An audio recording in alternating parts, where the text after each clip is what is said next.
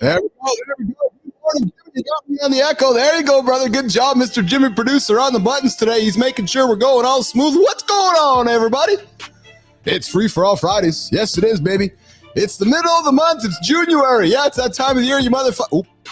I forgot to tell you guys, this is an R-rated experience. Yeah, so if you got children in the room, you better put the headphones in or walk the adults out of the room. We got AJ Zeglen on the show this morning. Yes, and the guy's been known to drop some F-bombs, B-bombs, S-bombs. Every offensive word in the dictionary will come out of that young man's mouth. And, of course, Jon Andersen is here as well. And we know that he expends a bunch of different sounds that might offend you. So I invite you guys to send the adults out of the room or put the headphones in. But, hey, we're kicking off today's morning loop by diving straight into Beet Juice baths. Is it gonna dye your skin?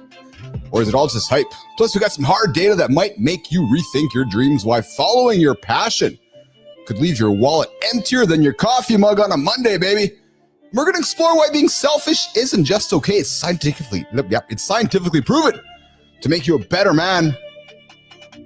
After Morning Loop, stay tuned for Center Stage. We're gonna uncover 10 surprising ways that sexual pleasure isn't just fun. But guys, I got a bunch of topics on the show, but today is Free for All Friday. What does it mean? I don't fucking know, actually. No, I don't. I decided last week we're going to create Free for All Friday. That's what we're doing here today. Why? Because we're about progress, not about perfection. Too many of you mofos sit there waiting for perfection, waiting for the right moment, waiting for someday, waiting for one day, and you know what? It never happens. It never happens. No, that's just a true motherfucking story right there. No, so what you got to do is get up and get after it. So we created Free for All Fridays, meaning it's a free for all. Topics from all of you. Tell us what you want to talk about. Most importantly, we got the Mornings in the Lab hotline live right now. 1-431-300-3005. Yes, it is 1984. We are going back to the phone lines. We're going back to the phone lines for you. So dial in. We'll take your texts. We'll take your voicemails. We'll take your calls right on the air. That is a true story. Yes. And if you are a paying member of the community, oh yeah, you guys just think this is just a free-for-all? No, we're building a business here.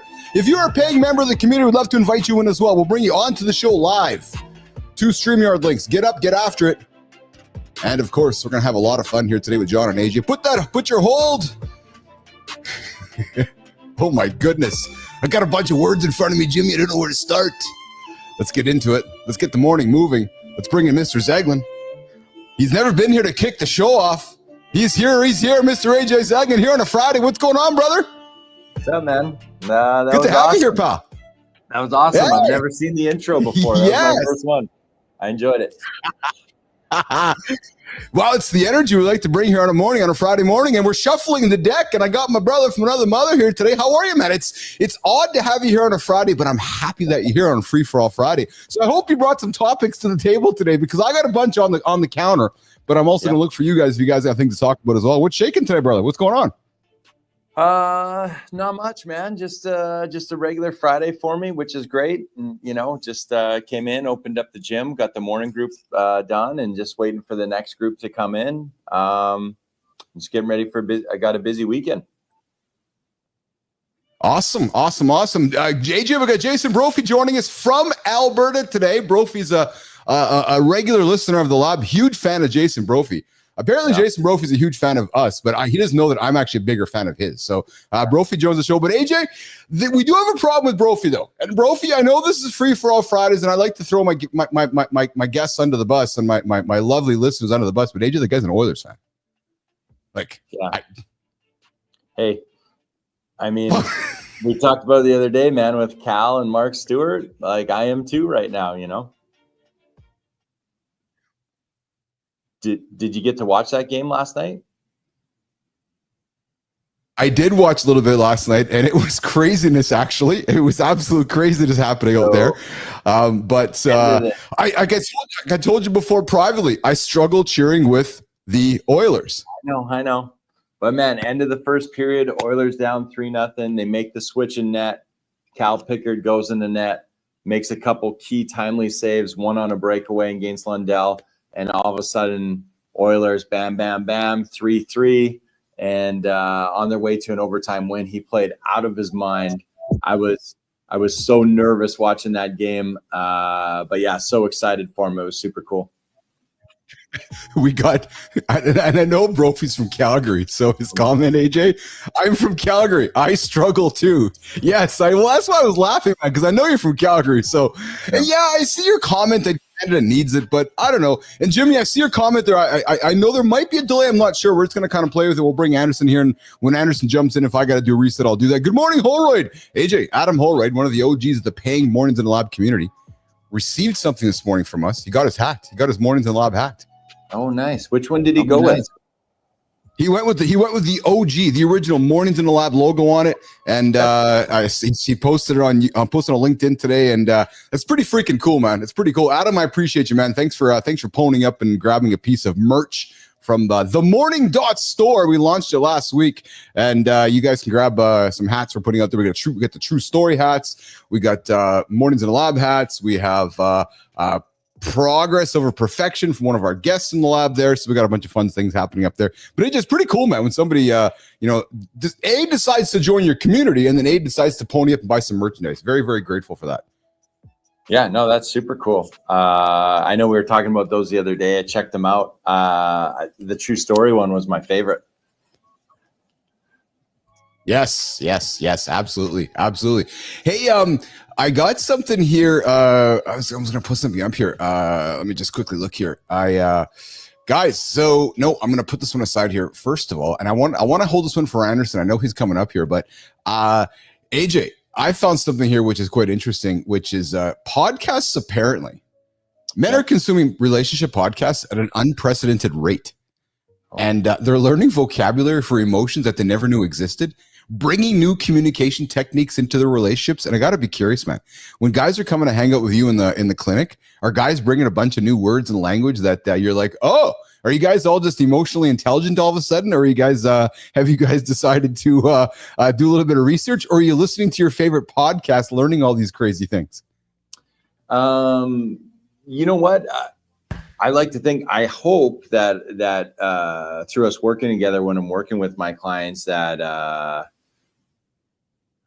whatever, we're talking about, I actually hope that I'm able to introduce maybe some new words and descriptors into the vocabulary, because what they have found, I do know, is that the greater your choices are, right? The greater your vocabulary it is, the more in depth your vocabulary is, the more options you have to deeply describe your emotions. People are usually able to regulate them better when they have more options to describe them. So I like to try to bring some in a conversation. What's that? But are some dudes just dropping words they heard on a podcast before they drove into your clinic? So like, oh yeah, I heard this guy say a bunch of, I heard a guy say a bunch of things that I'm attuned to these words. So they show up in your studio and they're all like, oh yeah. And you're like, you don't even know what that word means, brother. No, I haven't experienced that yet. People just throwing stuff out there. Like I said, I feel like it's usually me trying to introduce new ideas or vocabulary into the conversation to give them more options to choose from, or either that I have encouraged many people to read certain books. And I think and some of those books are, I feel can help set a great foundational base for mental health. And so like the 4 Agreements and The Alchemist, and there's a bunch of other ones that I really enjoyed that I recommend to people if they're into reading. And I feel even reading is a great way to expand our vocabulary and learn new words to describe feelings, emotions, and stuff like that. Because the more options we have, usually the better we are at it. But you know what's funny though is, you say you encourage men to expand their vocabulary and so forth. Great, we got all this vocabulary, but if we don't put the vocabulary into action, in other words, execute, it actually is meaningless. Yeah. I mean, just like anything in life, right? Like right? we have to be usable. We have to use it, and it's like anything. Lots of reps, lots of practice. But the more you practice, the better you get at. The more familiar you are with the terms, the more you understand their meaning. I hear. So we're having a little bit of technical issues with Johnny. Hang tight there, AJ. We got some technical issues happening here with Johnny here. There is Johnny. There's two links, vertical and horizontal for 2 hours. I'm just gonna get him up here. You are a troll there, Emo. I see you there in the comments. There's two links. There's two links, vertical and horizontal. They are all there. They are. Sorry, guys. I'm actually texting Johnny right now. I might even have to call him. They are labeled hour 1 and hour 2. There we go. Cool. Yeah. So I find this the same thing, AJ, with teaching words with lack of execution. It's like business, right? Entrepreneurs. We got all these guys, the ideas. And what I find was fascinating about this topic of conversation was the similarities between the two, because we go through relationship with our partners and our kids, and we learn, we lean into all these concepts, but then when it comes to putting them into action, AJ, we all struggle, man. Right? Like we can't execute. So I which is what I love about what we try to preach on this show, is this idea of execution, getting up, getting after, not hitting the snooze button, not waiting for someday, not waiting for one day, not waiting for yet, just going. Execution is the hardest thing for human beings, brother. Yeah, I mean, it goes in. You were just talking about your hats, and the one slogan that you had that was progress over perfection. That would be a great way to sum it up, right? It's just, it doesn't have to be perfect. Like, you just have to start. You just have to get going. Just, you know, Nike probably said it best. They probably got one of the greatest slogans of all time with "Just do it."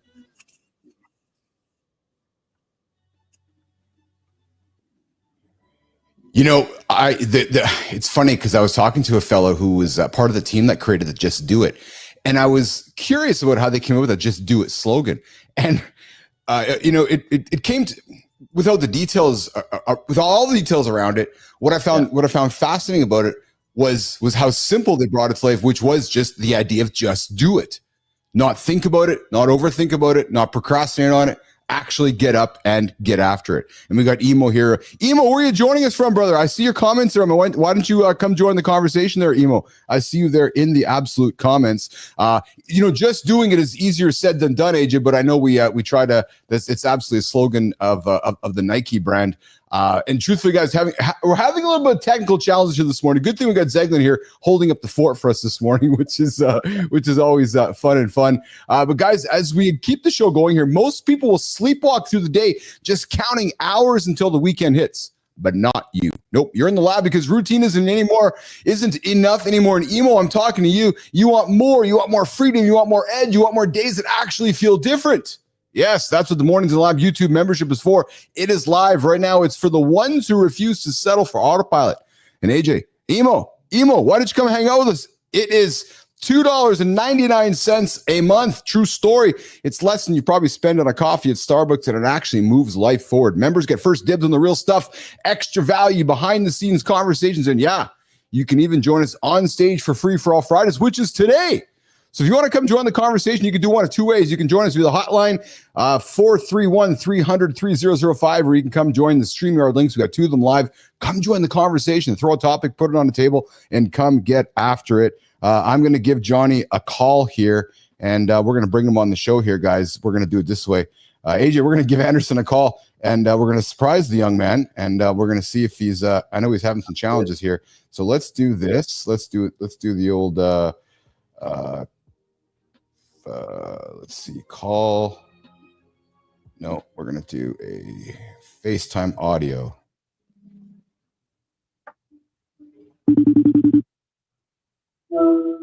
Johnny. What's up, brother? Okay, I'm watching you guys on horizontal. Okay, listen. Do you see the pictures? There's no choice for. No, there is. Look at the button there. It says load more. Click the load more. You'll see them pop up there. I can see. Kidding me. When you sent me the picture, I saw it there. So. Well, fuck, I'll see you in about 3 seconds here. Yeah. Hey, as we all know, I am Jon Andersen's assistant. Yes, he has been known from time to time to ask me to connect with humans and ask me to get phone numbers. And AJ, he's actually asked me to train his pigeon and program his fax machine. So it's a strong. And actually, AJ, I don't think you're far behind him, brother. Oh man, I'm very far behind in the. There he is. There he is. We were just having this conversation the other day with someone in the gym, and they just still didn't believe me that I've never purchased anything online in my life. I've never bought anything online before. And I'm like, no, I never have. I go to the store, I drive there in my car, and I get over to buy it. I've never bought anything online. Johnny, that's awesome. Johnny, Free For All Friday. I'm having a little delay on this end. I'm going to throw to you, Anderson. You and AJ kick after it. I'll be back in 2 minutes. Okay, brother? Right on. So AJ, what's the new schedule, brother? Are you coming like starting the show on Fridays? I don't know. I think so. I just heard it was Free For All Friday, and I had a little bit of a gap here in my schedule in the gym this morning. So I thought I would jump in right off the bat. I'd never seen the opening either, so it's kind of cool to see the whole opening reel and the start of the show. And thought I'd just come experience a different time slot. Nice. So this is kind of a one-off today. This is not your normal schedule because I know you're going 3 days a week now, right? Yeah, but I think on Fridays actually to start the show might actually work a little bit better in my schedule. So it might be a consistent thing. Well, if he keeps it the normal format, that's where he brings all this fucking weirdo shit that he kind of tries to stun everybody with. he read a list of.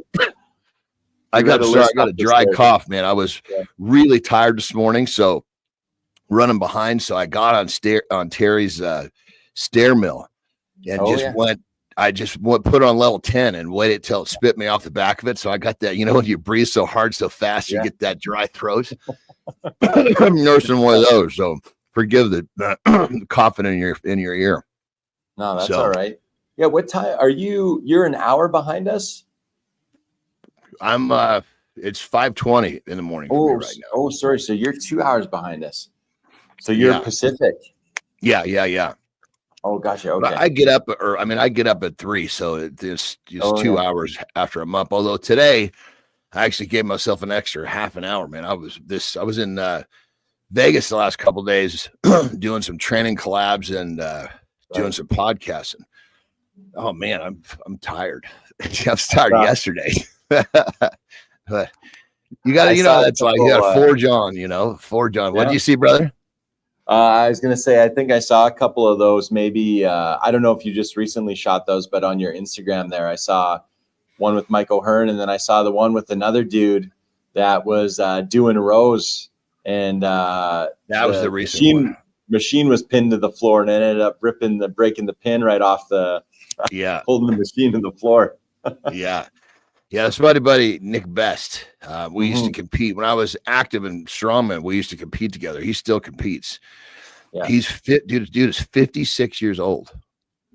Wow, isn't that crazy? Yeah, that's insane. It just goes to show that when you don't stop. I mean, Nick is interesting. So he's going to try to squat 800 pounds again this year. And if he does, it'll be he will have done that for 29 years, almost 3 decades. Yeah, that's insane. Yeah. And keep in mind, it's not gym lifts. It's in competition. Right. Yeah. Yeah. So there's like, Yeah. There's a different level. You know what I mean? Oh man, that's an insane level. Almost 3 decades of squatting 800 pounds. If he does it this year, it'll be the 29th year. Yeah. Yeah, that's nuts. Yeah. That's pretty awesome. It just goes to show everybody listening and wondering, as you get older, can you continue? It's about the consistency, and that's the thing that he and I really preach is that as long as you continue to do what you're doing, it's pretty crazy how the body will adapt. And the body's extremely resilient, as you know. So if you ask it to squat 800 pounds for 30 years, when you do the things that keep it prepared to do it, and it's like, you could almost compare squatting that 800 pounds would be similar to trying to stay alive when we were trying to, not get eaten by saber-tooth tigers. Same principle. Yeah, no, exactly. Yeah. Your body, knows that it's going to be expected to do that. And you're going to prepare to do that. And then, there's a lot of research out there that's recently come out over the last few years that I think has done well, I don't know if it's filtered its way out to the public yet, but just on muscle loss in males as they age, because I think there's this common misconception out there with a lot of people that once you cross 40 or something like that, they're like, oh, you start to lose this, percentage of muscle tissue per year and blah, blah, blah. And it's like, yeah, you do if you become really sedentary and stop training hard and stop working out and stop eating well and taking care of yourself, you do for sure. But if you keep it consistent, like you said, and you're training and you're eating and you're sleeping and you're doing all your basic things really, really well, they've actually showed males keep that muscle retention of that, or the retention of that muscle tissue, like deep into their 70s. So, yeah.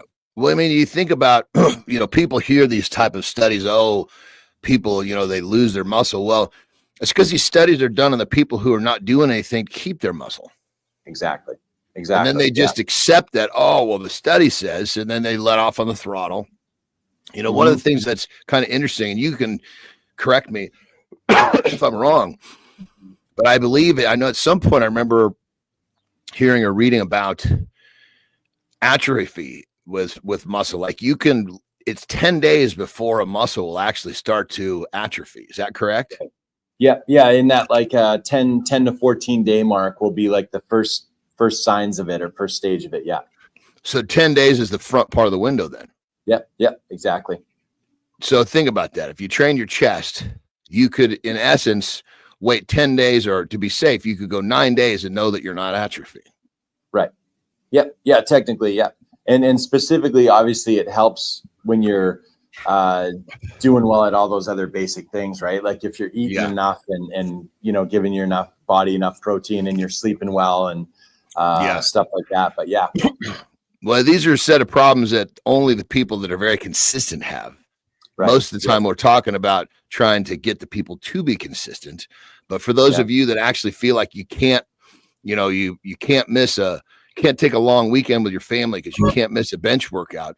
Now you understand that you can, and that you need to stay, commit to all areas of life, not just your bench press. Right. John, we have a guest on our show, John. I want to introduce my friend Keith. Who let him in? Shit.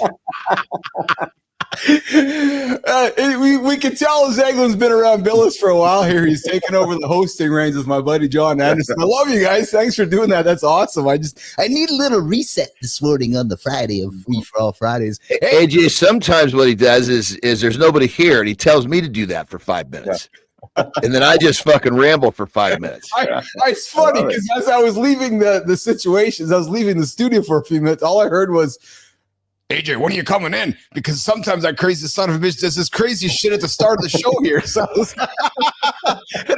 and then all of a sudden it was dead. And I sent the note to Jimmy, and I could hear you motherfuckers laughing at my expense. Well, I do have something crazy for you two fuckers this morning. And it was courtesy of my young brother from actually myself, my son.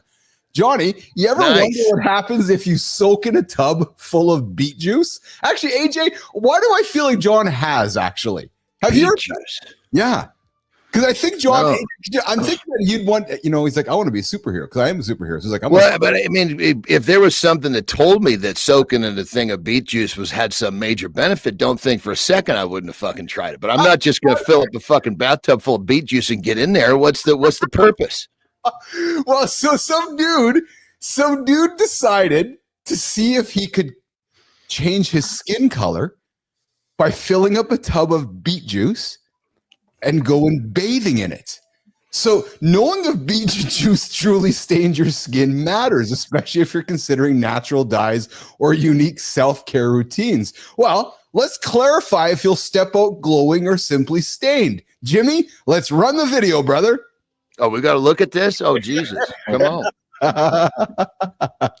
I think Jimmy has a video ready for us. I think he said he had a video. No video yet. No, he's getting the video ready. Anyways, so while he's doing that, beets contain powerful pigments called betalain, responsible for the rich red color. While it's true these pigments can stain clothes, surface, and skin, a dude went on TikTok and was like, hey, I wonder if I could change my skin color if I go and bathe in a tub of beets. So he filled up the tub with beets and decided to go and sit in the tub, and the results were quite stunning, actually. And social media anecdotes also confirm that whether while your bathwater might turn you vividly red, your skin is unlikely to maintain any intense, lasting coloration. So let's run it, Jimmy.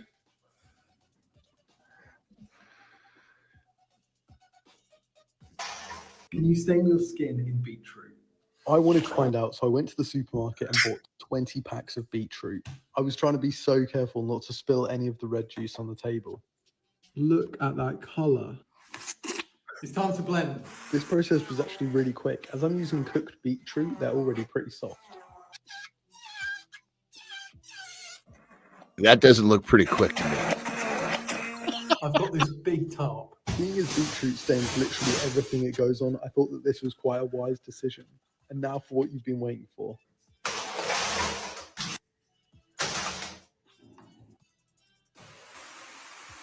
Looking good. Let's get in. It actually seems quite fascinating. I'm dying to know why you think that's fascinating. It's time to get the hair under. Okay, I'm going to brew in this for like 2 hours and see what happens. Brophy, he has too much time on his hands. Yes. So there you go. When he got out, he actually wasn't purple. So exploring unusual wellness trends can be fun and safe. But guys, maybe we do have so much time on our hands, but I just thought it was a fun thing to do on a Friday, which is what happens. I think he'd have had a much better shot at doing it if he hadn't diluted it with a bunch of water. You could see right away that wasn't going to work. Well, I thought the same thing as I saw it. I was like, dude, why are you putting all the water in there? Because all the water is going to wreck it. You just need to sit in all the beet juice. Because he needed like another 2,000 beets to fill that fucking tub up with mush. Yes, that's exactly. That guy's got to commit, though, man. I feel like he only went not even halfway. He's got to commit to it. Little side notes is talking about beets. I would have never thought about this little story when I was a kid unless we'd seen a goofy video like this. When I grew up, there was a chunk of my childhood on a farm, right? Yeah. And so we would get like these truckloads of beets that were like not sellable. I don't know what they were, they got screwed up in the farming process. And basically what we would do is feed them to the cows. And so when these truckloads of beets would get dropped off in the barn, I would often go out there with a pocket knife and cut these fuckers up and start eating them because, you just cut off all the dirt on the outside and you're left with this they're sweet, so and I would come in the house and my shit would be all red and my tongue would be all red. My mom would be like, John, you've been out there eating those beets again.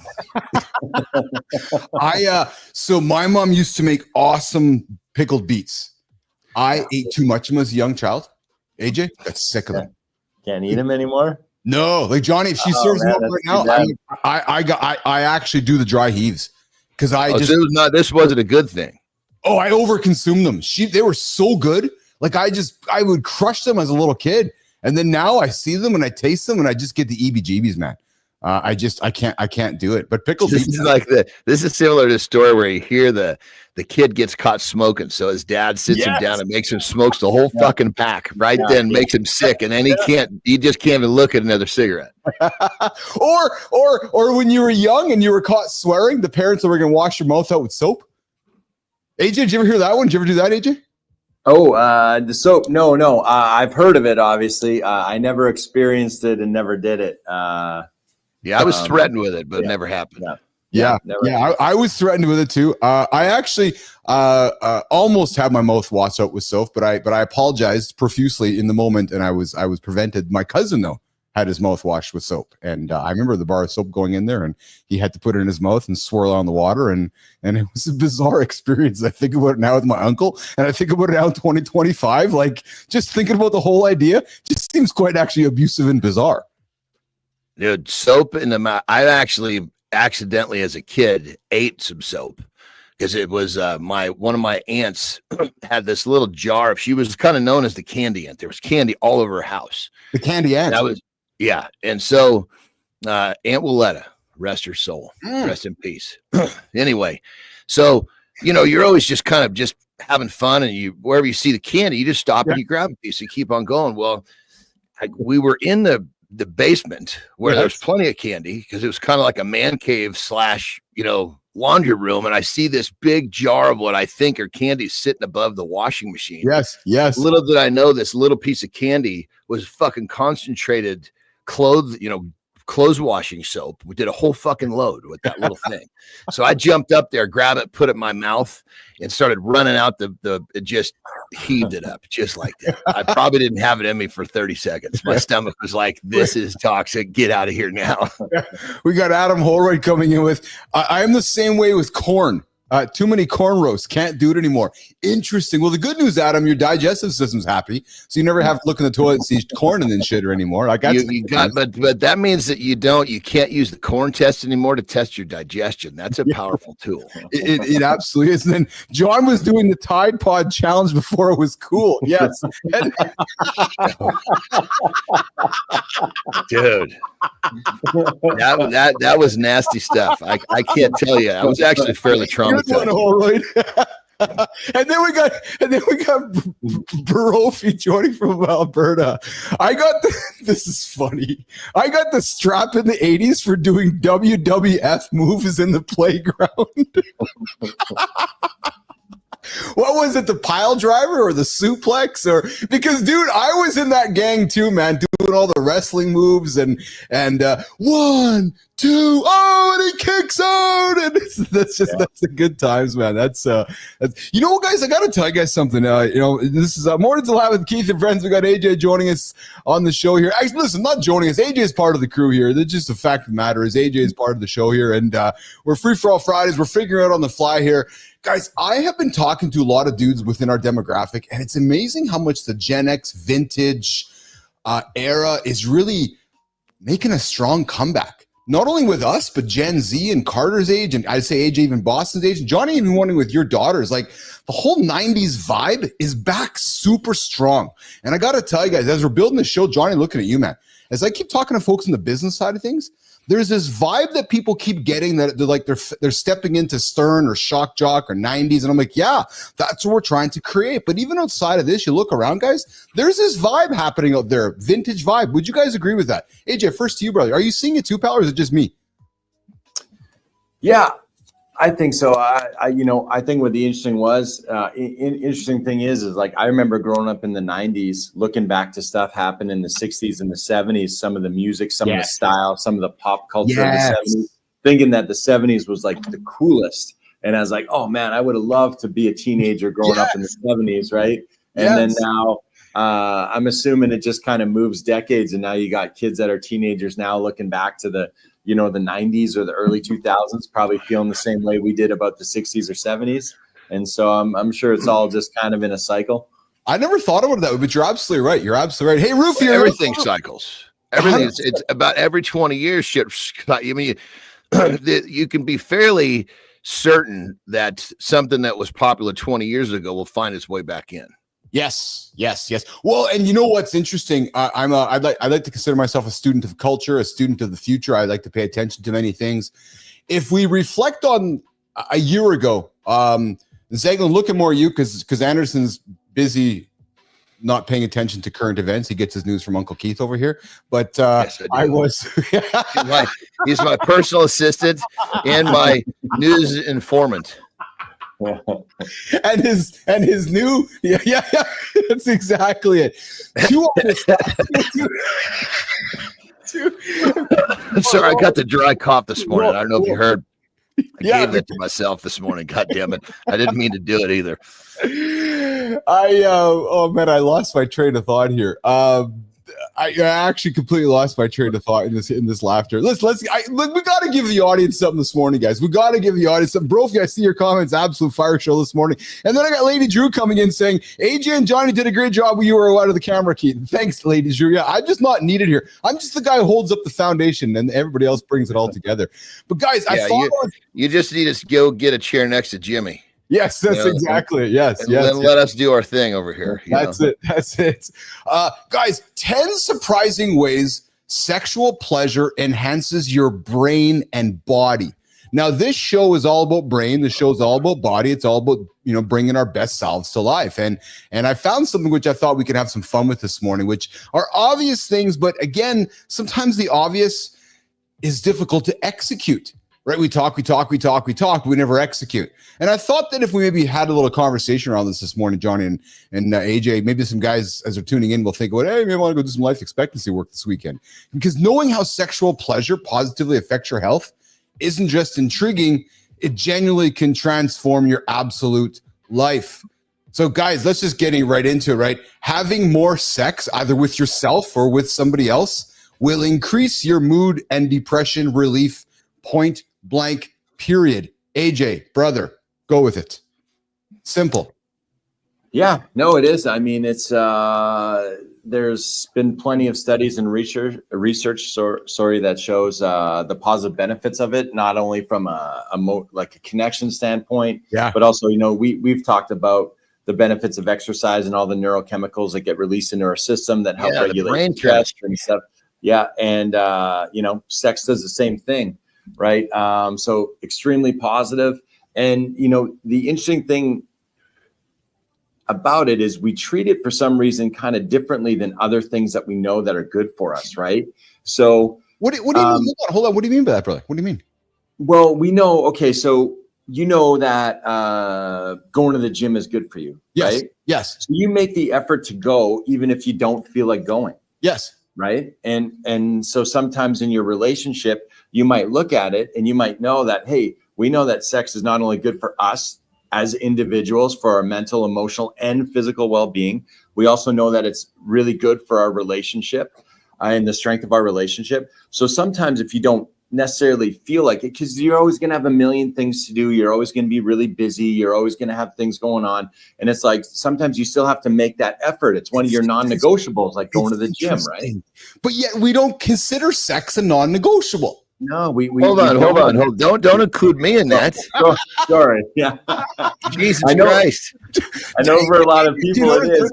Johnny's left hand is out of the camera right now, so we wonder what his left hand is doing. But I would say it unfortunately doesn't get treated the same as some of the other things, right? Like you would talk yourself into going into the gym. Yeah. And then once you got to the gym and you started working out, you'd be like, I'm so happy I did that. I feel so much better. Right. But you would get in this situation sometimes with sex with you or your partner where maybe one of you just feels like I'm not really in the mood. Right. But the reality is, if we know that it's good for us, then and we make that effort, even in times where we might not feel like it, but we at least give it a chance to get us in the mood. Maybe it's a little bit of conversation. Maybe it's a little bit of something else to get you going. And then guaranteed once you get into it, you're going to be happy you did it. And you're going to be like, wow, that was great. I'm so happy we did that. I feel better. I know our relationship is staying strong. And we should approach it the same way, I think, as we do those other things. But you're using 100%. You're using we. Maybe sometimes it can still be I. And hold on, Johnny. Danielle, I see you there in the comments. Danielle, I love you, what you're doing too. I invite you to subscribe to the channel. Myself, AJ, Johnny, Mornings Live with Keith and Friends. The only morning show to get your ass out of bed and get after it. Johnny, what do you think about making sure we have non-negotiables with sex? Well, I think it's the same problematic thought process that people have with many things. They look at the speed bump or the roadblock or the challenge in front of them rather than the benefit. If you're constantly looking at the benefit of what you're going to do, it's a much different deal. Well, so having sex also is stress relief. So whether with I mean, just think about all the good shit that comes along with it rather than fuck, I got to get off the couch. I got to put down my Cheetos. Well, but it's interesting to hear you say though, and AJ, even you alluded to it. We all know it. You look at your partner, you've been with her for 7, 10, 15 years. You're like, oh, okay, well, maybe it seems like it's AJ. It seems like it's like a ritual, or it doesn't seem like where's all the romance gone? We know all the benefits out of it. There's all this effort because it involves another person. Oh, I'm just gonna go and jerk off and go to bed. I'm trying to make you know what I mean? Because I think that becomes common with much of us. Yeah, we know it's moving. Brother, Terry and I have had situations where we're tired and we'll literally lay side by side and give it to ourselves and fall asleep. 100%. And I absolutely nothing wrong with that, because that's also intimacy and sex 100%. Too. right? 100%, because when your partner starts to have an orgasm, Yes. it turns you on so much, it's really difficult not to have one yourself. What I like about have that, any level of connection. That's a mature response. And what I like about that response is that that's a response that I don't think people talk enough about, which is, sex and intimacy can be in many different ways. Just laying there next to your partner, that can be an intimate sexual experience as well. It doesn't have to always include intercourse, but out of that, the mood and depression release, the dopamine release, the stress relief. And then I know myself, the sleep improvement. I know after I have an orgasm, after I have sex, I sleep so much better. It's unbelievable for me. Zeglen. Yeah, no, I think, well, it's, we were just talking about, as John said, the brain chemistry, right? Yes. So the neurochemicals that are released in the system, and Keith, you said the stress regulation, right? That's what those neurochemicals do, is they help us regulate stress, right? They lower the stress hormones, they lower the cortisol, they lower the epinephrine, they lower these neurochemicals or hormones that elevate when we're stressed, right? So when they're lower, guess what we get, guess one of the things that we do is we're able to relax more effectively and fall asleep and get a much deeper, more restful sleep, right? So that's just one of, a whole list of things that are really beneficial. I do have to run though, gentlemen. I love that I got to come see the beginning of the show. I'm looking forward to joining you on Fridays, but I do got to head out here and get back to the gym. Zeglen, that was 45 minutes though, brother. That was a great section. That was killer. Thank you for coming. Thanks for hanging out. Thanks for having my back while I had some troubles here. We got and Johnny, we got Matthew Rouff waiting in the green room to join the show here in a couple minutes as well. We're gonna catch up with Rouff here in a second. Zeglen, I love you, brother. Have a great day, pal. Love you too, man. Always happy to be here. Good to see you. Yeah. Guys, have a good weekend. Yeah, you too, pal. Take brother. care. All right, Zeglen's out of here. We're going to welcome the Roofmeister in the lab in a couple minutes. We're talking, Jimmy, just bring him in whenever he's ready there, pal. We're doing the free-for-all Fridays here. Here's how it works, guys. We're throwing topics on the table and, trying to loosen the format. My goal with the format is to make it as much about you guys, right? Which is inviting the audience to throw topics out there and keep the lines open as we continue to grow this morning show with myself, Jon Andersen, AJ Zeglen, C. Marty Fit. Potentially a third hour coming up around the corner. We've been talking with somebody to bring that to life, and maybe even, and we're working on a fourth hour as well, guys. So that's the ambitions here on Mornings in the Lab with Keith and Friends. We just got after a chat, guys, about 10 surprising ways sexual pleasure enhances your brain and your body. The bottom line is that we got to get after mood and depression, stress relief, sleep improvements, immune system boosts, cognitive enhancements, pain management. There is not actually anything bad about having sex. Nothing bad at all, Johnny. Zero. Like there's nothing bad about it at all. Nothing. There should be no negative associations with that. No. You know what's interesting though? Speaking of negative associations, I just want to throw this out there because we talk about. I like to create humor around these ridiculous stories, and I heard you laughing about them, like the women that are sleeping with 1,000 guys or 8 million guys in a second. Well, unfortunately, one of those bunyaks. That's the word I'm going to use. I won't use bimbos. One of those bunyaks was caught in a situation where a guy started assaulting her. Well, I mean, it's kind of par for the course. I was just going to say, and listen, I want my audience to hear me. I'm not calling attention to the girl or to the guy. I just want to call attention to the situation. Like, are we surprised? Like, I'm just going to leave that out there. It's unfortunate, guys. Like, come on, man, guys, pull your heads out of your ass. Like, seriously, man, let's if we're going to go into those situations, let's get into those situations with respect for everybody involved. It's already questionable what you're doing, so let's just make sure we're doing having some respect along the way. Hey, Johnny, so something else I wanted to throw on the table with us this morning. You got to give me a piss, brother. Yeah, Johnny's gonna do a piss. Jimmy, I see you there, Jimmy. I see your hello there, Jimmy.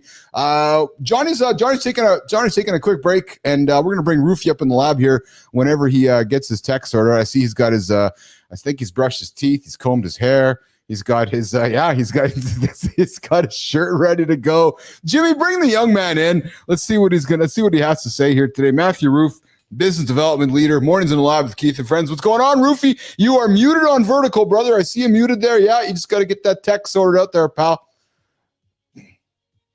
Yeah, Jimmy's got the laughter happening on the sides. Hey, Jimmy, true story. When I had to reset, I had everything set up for hour 2. Well, hour 2 is now fucking gone. So we're going to have to reset that up in a number of minutes. Hour 2 happening coming up in the second hour of the show. We're going to get into our leaders becoming soft. Our leaders becoming soft. But before we do that, the main topic I thought I'd throw on the table today, guys, on Free for All Fridays. Of course, come join the conversations. 431-300-3005. Yes. 431-300-3005 is the hotline number. Matthew Rouff is here in the lab, our business development dude in Mornings in the Lab with Kid. Danielle, I see you out there. I see you there. What's going on, Roofy? What's up, buddy? How you doing today? How are you now? Today? I got you now. Yeah. I'm awesome. Yes, I did brush my teeth. What's left of them? But yeah, I'm ready to roll. We got Matthew Rouff bringing a mouthful of chiclets, less one. He's bringing the love and he's bringing the vibe, joining all the way from upstate New York. I do not think he has met the effervescent Jon Andersen yet. Hey, Roofy, we had a conversation here coming up here for our last few minutes before you joined with AJ around the benefits of the 10 surprising ways that sexual pleasure enhances brain and body. Care to comment on that, man? We're all about making sure life expectancy works happening, man. Love that. Yeah, nothing better than sex, right? There's nothing better. You said it energizes you, but then you go right to sleep. But here's the thing: what I heard and what I love to hear you say is about respect, right? A respectful and kind relationship. Sexually is it enhances it, right? Absolutely. Thinking of your partner, not just yourself. Yes. Really, and yes. Really getting at it. So yeah. That's exactly. Absolutely. Good morning, Uday. I see you there in the comments. Welcome to the show this morning on Mornings in Line with Keith and Friends. You got myself, Matt Rouff, joining us from Upper State New York. It is Free for All Friday, throwing everything on the table, whatever you guys want to talk about as well. What do you want to talk about, Danielle? What do you want to talk about, Uday? What do you want to talk about, Brophy? I got something we're going to talk about. B-Drive, I didn't see you in there, but I see you there now. What's going on, Bernard? Good to have you here this morning. Bernard, you know what I love about you, man? You are so damn consistent. You show up around the same time every single day. Roofy, Andersen, Roofy, you guys have not met yet. Johnny, Matt. Oh, what's up, brother? How are you? Hey, Johnny, but I've been watching you for a couple months now. I feel like I know you, I can't believe the number of times in my past couple of months that things have come up, removing the H word from my vocabulary, although I did drop it with Keith yesterday a little bit. But, brother, sometimes we all we need those people to hold us accountable. Like on days when I'm tired, like today, I'm having to watch my shit. Keith caught me last week using the word. Yeah, it just slips out, right? But as Keith will tell you, I'm all about kindness. So I believe in removing the hate in society, in our world, and by getting the language out of our mouths, it helps us to like you say, rewire the brain, right? Well, it's kind of interesting. It's a great topic because when I know myself, when I find myself using those words, that word especially, that means I really haven't gotten myself into that place mentally where I need to be. Because if I'm using words like that, I haven't quite got where into that really, really good winning or abundant state of mind. I love that. Yeah. So you know what I love about it too, guys? You know what I love about it too, if I can jump in here, guys, is I had a wonderful conversation yesterday with Maddie, who was our second guest yesterday from the Chicanos. Murillo. So he was talking about how within the Chicano population, I know I'm going to butcher this, Jimmy. I know I'm going to butcher it. Maddie, I don't know if you recall the conversation, but they were talking about how they took hold of the word Chicano to normalize it. The same way African-American culture has taken the N-word to normalize it, right? And to own it and to control the narrative around, right? That's really what that's a word they don't like. That would be offensive. Yeah. So, but what the Chicanos have done is that we're using it to normalize it, which is why I'm confident using it. I'm not using the N-word, but I'm using that word because Murillo's like, we want to normalize it. We want to control the narrative of it. I feel like we're trying to do the same thing, Johnny, because I'll be honest, man, you've had an impact on me around the H word. And I know, Maddie, you too, right? It's just, reframing it. And I love it because I consciously, in my head, when I think about H, I'm like, okay. And these things start to connect to each other. It's hate, then it's tomorrow, then it's not yet, then it's I can't. And next thing you're surrounded by this limiting thought process. Yes. And it's like, what the fuck happened? Yes. Yeah, removing the negativity. What I think about when I think about the word hate, I love language. I love all different kinds of words, all the nuances the language breeds. And to me, hate is one of those lazy words, right? It's easy to throw about. But what does it really mean, right? What do you say you hate? What are you really feeling that you're trying to describe as hate, right? Is it insecurity? Is it I think it's a really good point. I think a lot of times when people talk, oh, I hate that. It's almost like they're hiding. They're talking about something they're uncomfortable with. Yeah, exactly. B-Drive, Bernard comes in. What if Bernard, this is fascinating. So you know how we often talk about, like, there's always a contrast, right? Right, wrong, love, not love. Bernard says hate is a secondary emotion. The opposite of love is actually fear. Interesting. Dude, that is brilliant. I love that. I never thought about it that way. Hate is a secondary emotion. The opposite of love is actually fear. Jon Andersen, I know you're a philosophy guy. What do you think about that? No, I'm sitting there thinking about that because I'm going to argue the fact that, and this is kind of the first time I've heard this, so I'm just going with my gut reaction. Yeah. I think the individual has a lot to do because fear to me is like a roadmap. Oh, when I recognize I've got some fear about something, as soon as I recognize it, I have to pursue it because I know something down that path is going to benefit me. You know, maybe I'm developing a skill. Who knows what's coming? But when we, you know, it's like if we avoid fear, we stay comfortable. If we stay comfortable, we don't grow. If we don't grow, we don't progress. If we don't progress as a human being, we're just not happy. Well, it's interesting because I know Bernard's a strong man of faith. Bernard, I appreciate it, man. A lot of love coming to you, brother. Bernard says everything in creation is out of love or fear, two energies. And I know, Jon, you're an energy human. So when Bernard presents it that way, there's an interesting point. You can argue that for sure. And I think for that I think for the average person that doesn't recognize fear as some sort of it's like, if you don't pursue fear as like part of your set of values, then I could totally see where this makes a lot of sense. But I think to myself, God, I try to commit to all areas, you know, love included, you know, and I don't see fear as the polar opposite in my world. What'd you say? And then Bernard comes back with a 96-year-old man taught me that. And that's a man of wisdom when he drops that, right? So, and you know what I think about too? I think about go ahead, Jon. Real quick, sorry, but the 96-year-old man, he would be a man of wisdom for someone that wanted to follow his footsteps. Yes. So if that 96-year-old man, maybe he was just happy, living a very normalized life. Nothing wrong with that if you're happy, but that wouldn't be a man of wisdom for me. Yeah. Keith, Jon, Maddie, Mornings in the Lab with Keith and friends. We're having a conversation about love, hate, and all the great things. And we were having a chat earlier about what we need to do to live our better life. And one of the things that I wanted the key topic for today's Free for All Friday was the midlife adventure protocol. Typically what it's called is, Maddie, midlife crisis. Like, I'm waking up in my mid-40s and I got this midlife crisis and I'm going to blow up my life.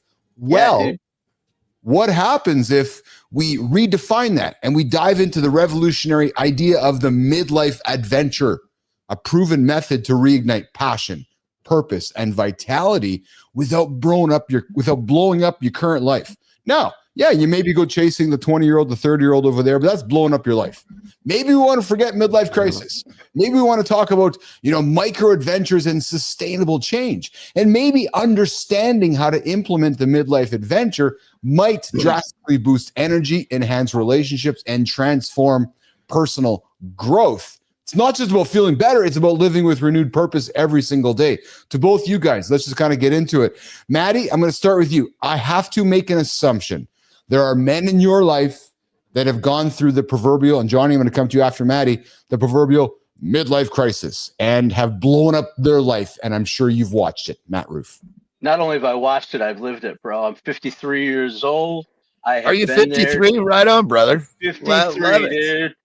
April 29, 1972. As a matter of fact, April 29th was my first time on this show as a guest. So I'm using that as a major pivot point in my life. Yeah, baby. So Yeah, baby. it's been awesome. But let me tell you, I've been through my own midlife crisis at 53. You know, what got me to this point was living 30 years of corporate life that was not aligned with who I am, Oh, making decisions that I dude, you're deeply regret. setting up what I'm going to talk about. Thank you. Keep going. Yeah, I love absolutely. this. Deeply regretful decisions that took some therapy and some coaching to pull me out of it and find my purpose, right? Which I've discovered Oh my God. is spreading kindness, right?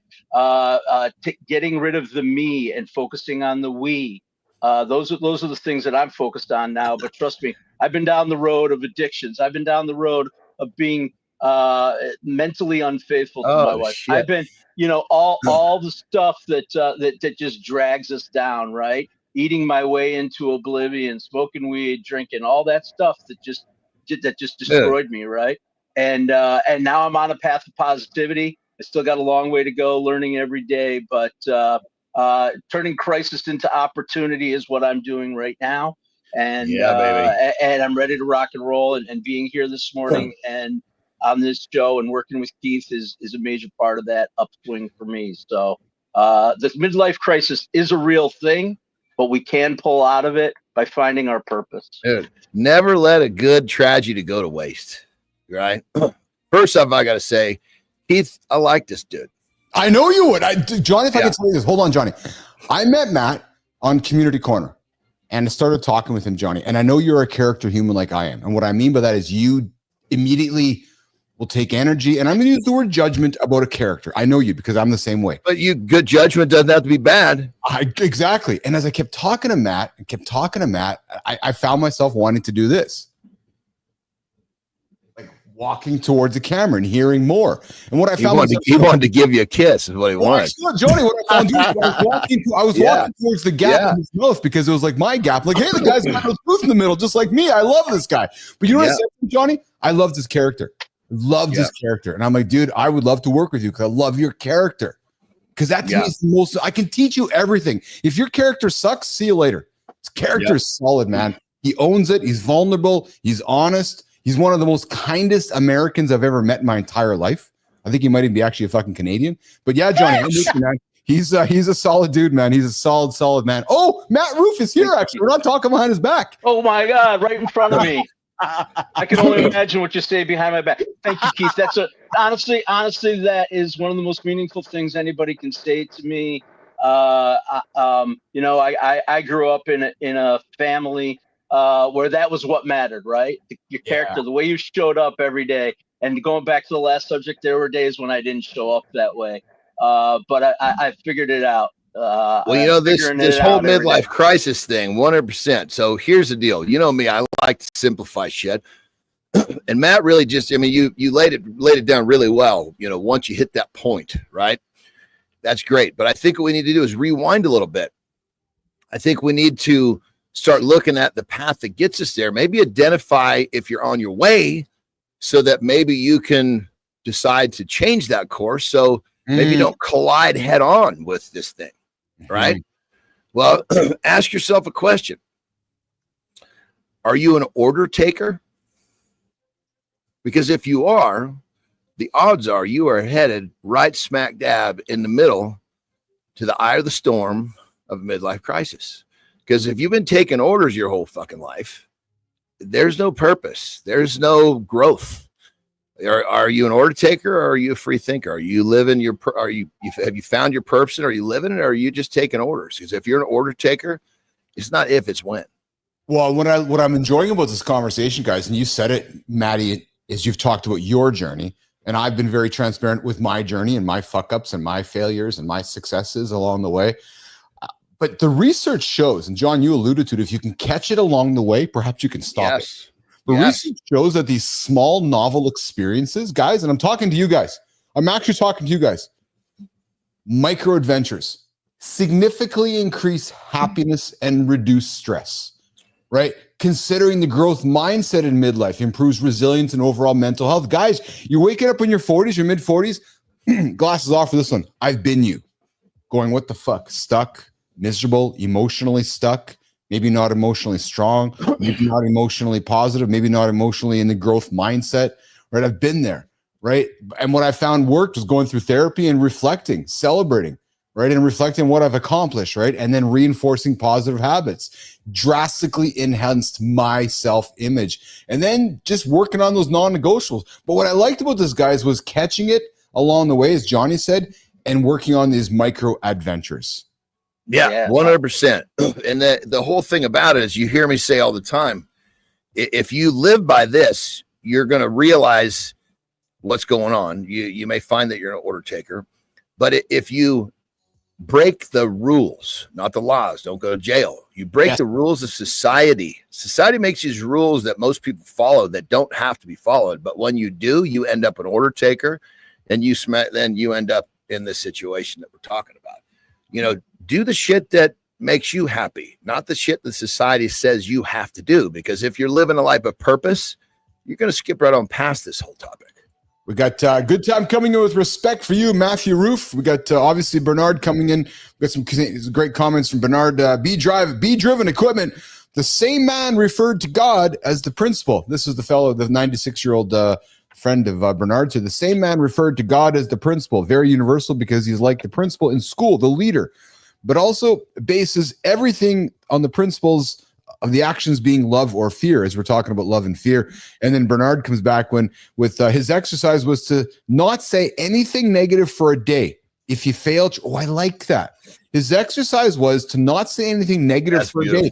If you fail, try again tomorrow. Start again. Yeah, right. So that means it never stops, baby. It's exactly what I was going to say, Johnny. Yeah, right. So, and then he says, once you go a day not speaking negative of any form, try not having a negative thought, so forth.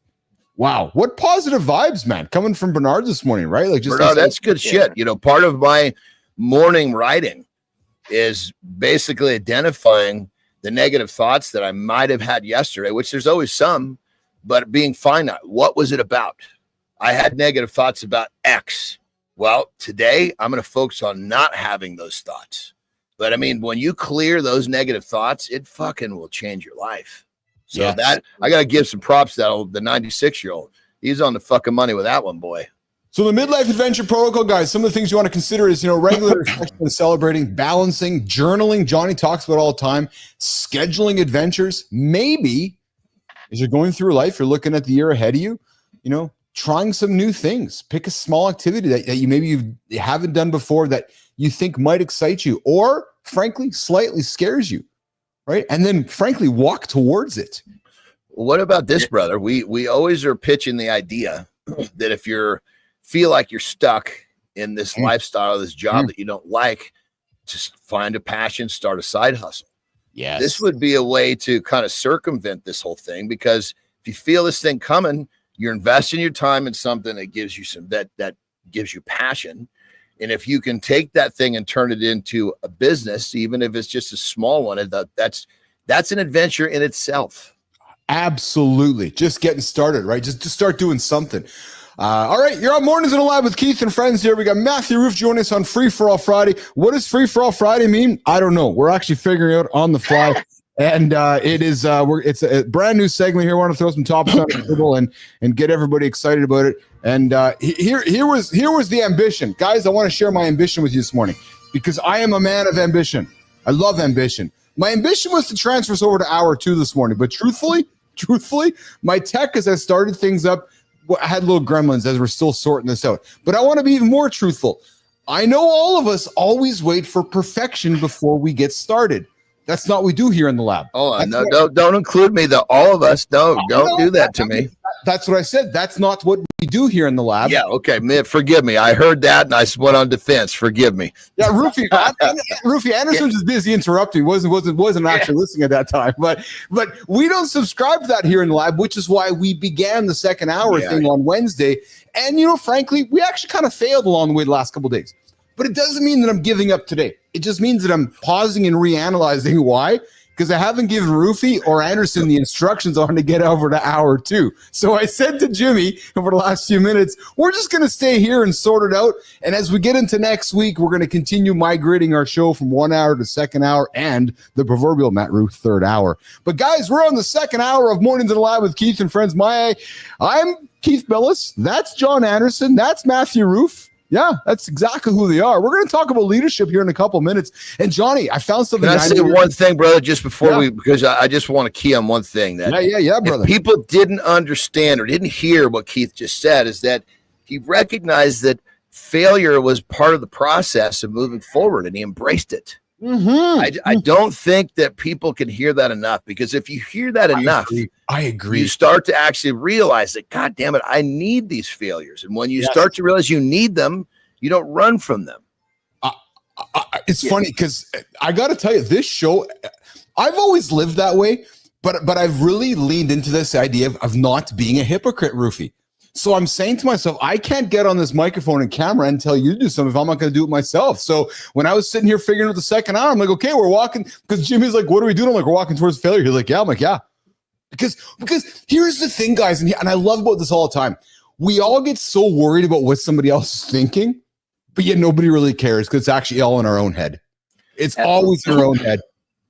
That's what I was just about to jump in with. Nobody freaking knows about the failure. I think about a key place in my life, which is planning my wedding, right? And we're planning the wedding, and everybody's got plans. And oh my God, the flowers, this and this and that. And guess what? Shit happened, and nobody fucking knew, and nobody cared, because we were there celebrating love and having a great freaking time, and everybody was happy. And so what? The freaking little candies that we wanted to put out didn't get out. Who fucking cares? Yes. You know, I love that. So you'll remember the name, Keith. It's Dr. Dre's business partner, Jimmy Iovine. Yes. Yeah. This is a highly successful dude. He's given an interview and he said something that just blew me away. Yeah. He's like, look, and I speak for myself. So he's talking about himself, you know, people that, you know, very high profile. He says, look, people don't care about you. They don't care about me. They care about their own problems. Stop thinking that everybody is looking at you. But then another thing is, you know, people love to say, oh, he's a, you know, throw on narcissist. Well, if you think everybody's fucking watching you, you are the biggest narcissist on the fucking planet. That's what I find funny about that whole conversation, because of what you said. Because the person who's judging the narcissist is actually the narcissist. He's the biggest one. Yes, I know. And I will be honest, I've been that guy. Roofy, I've been that guy in my journey on life. I will admit, I've been my guy during my journey. But then, Johnny, I've fucking looked in the mirror, kicked myself in the ass, going, "Who the fuck are you, Bill?" It's like, come on, man. You have those moments, John and Matthew, sometimes where you're like, you recognize that you're just a fucking idiot. Like, oh yeah, who am I? You know, dude, the faster we learn that we're fucked up and we accept it, the happier we get. Yeah, to me, it's all about thinking about the we before the me, right? Yeah. What do we do? What are we doing together? Get over myself. Exactly. There are times everybody has them in life where they think they're fucking up and everybody's judging them. Nobody cares. Yeah. Nobody cares. What they do care about is how you show up after you fuck up. Yeah. Right? Yes. Yes. Yep. Fail miserably, fail fast, and move on. I love B Drive. Bernard's comment. Bernard, you're dropping the nuggets this morning, brother. I got the check in the mail for you, but here's one, guys. You can't move forward until you do. Think about that for a moment, right? Because you can talk about it, think about it, talk about it, but until you actually well, you know, it's a state of mind. Yeah. You know, like when I find myself thinking about how I'm going to do something for more than about 2 seconds, I'm like, you fucking pathetic son of a bitch. You are procrastinating. Take that step. You know, I threw something on the table for this morning. I see. I got some comments here. We got some B Drive. My ambition is to earn $4,000 today to make a land payment on time tomorrow. All right, nation, we all got to put our energy behind Bernard at B Driven Equipment. Boys, the ambition for Bernard today is to earn $4,000 today to make a land payment on time tomorrow. Well, Bernard, it's Maddie and Billis's ambition to make $10,000 today. Yeah, Maddie, that's our ambition today too. So, Bernard, here's an interesting thought on that, right? So the question really is not, you know, can you make the money? It's how do I need to behave today to reach that goal? That's what you got to focus on. Yes. Yes. Yeah, the money is the outcome, but what you do to get there is what matters. Yeah, right? you know what you need to do. Stop focusing on that. Focus on right this minute. Are you doing something right now, behavior-wise, to get there? Yes. Yeah. I Beach right, Bernard. No jokes about sending me checks. The opportunity to invest is available. I just don't share it to everyone. Thanks, Bernard. Well, listen, if you want to share checks to invest in Mornings in the Lab with Keith and friends, I'm going to turn around you, brother. It's $3 a month or $20 a month for the morning community. You can join the show, Bernard. Although all love aside, you show up with us every single day, and I just love the fact that you're here with us all of the time. Maddie, Johnny, and I found something I wanted to throw on the table as well today, guys, especially for the second hour, was this question: why today's leaders are terrified of tough decisions, and maybe throw some ideas about how to fix it. And I know as I went through my corporate world and I've gone through my entrepreneur world, I've been surrounded by a lot of leaders. And what I find frustrating is when I watch leaders who can't seem to make the tough calls. Well, brother, the question comes up right away. Are they really fucking leaders? A leader makes the tough calls. So I think as soon as you show that in your lack of skill set, you've kind of opened up for someone else to come in and take your seat. Well, so strong leadership isn't just a skill, it's a necessity for thriving in today's competitive world and just frankly in the world altogether.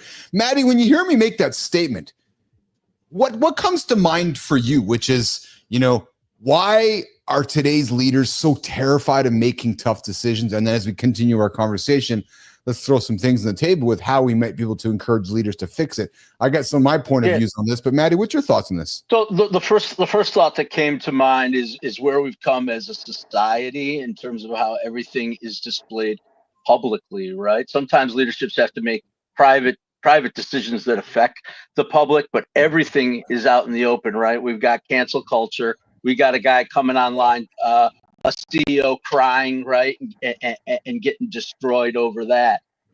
So I think there's a lot of fear, and I think that comes from insecurity within themselves. You can't make a tough decision if you don't know what you want within yourself first, right? So I think a lot of people are so focused on that external, how's this going to look? What are the optics on this decision, rather than how's this decision going to move the needle forward for my business, for myself, for my family, whatever it may be.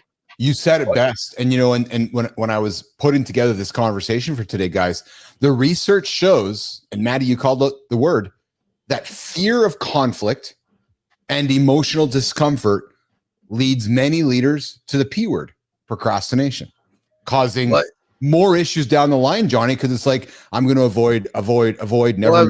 Well, brother, you're because the question I'm having is, are you practicing? Yeah. Are you practicing making hard decisions? Because if you are, you don't procrastinate. I mean, that's starting the day with hard decisions for me is non-negotiable. Getting up at fucking 2:59 in the morning, that right there is a hard thing to do. So I start off with some difficult shit, and it just gets easier every time you do it. Practice. Yeah. I love that. I love the practice idea. We all have major decisions to make every day. Like you said, getting up every morning, getting after it, but just doing it and making it a habit is huge. I think also about how many times you, as a leader, I've done it myself. Listen, I ran hospitals, I built them, all this stuff, right? And I had to make hard decisions, and there were definitely times that I procrastinated. And what I have found is that the longer you wait, the harder it gets, right?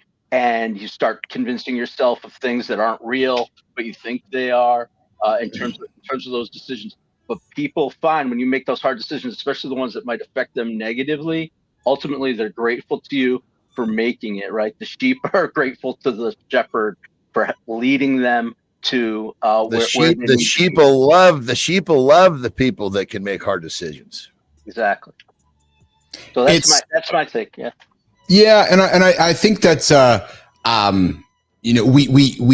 there's psychological factors, there's cognitive bias, there's There's many reasons why we go through business that, and then what tends to happen, guys, is that the paralysis by analysis happens.